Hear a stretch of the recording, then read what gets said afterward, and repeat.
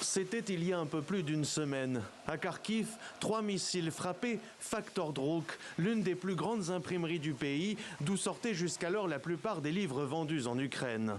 Un bombardement qui faisait 7 morts et 22 blessés parmi les employés. Dès le lendemain, Volodymyr Zelensky avait visité le bâtiment dévasté, devenu pour les Ukrainiens un des symboles des ravages provoqués par l'offensive russe sur la région. De l'imprimerie ne reste aujourd'hui que des ruines et ses quelques ouvrages calcinés. Transportés à Kiev, ils figurent en bonne place dans ce festival culturel organisé dans la capitale, l'Arsenal du livre. Sur les 50 000 livres brûlés lors de la frappe sur l'imprimerie Factor Druk, beaucoup avaient été imprimés spécialement pour l'Arsenal du livre. Ces livres devaient être présentés ici et leurs auteurs avaient prévu leurs interventions. Quand les premières images de l'imprimerie en feu ont circulé, ils ont reconnu leurs livres.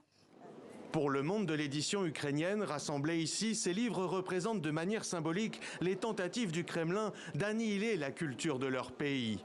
L'imprimerie Factor Druk produisait de nombreuses collections, de la littérature pour enfants, des manuels scolaires, mais aussi des ouvrages qui racontent l'Ukraine d'aujourd'hui, comme ceux publiés par cette maison d'édition fondée en 2013, peu avant le début de la guerre dans le Donbass.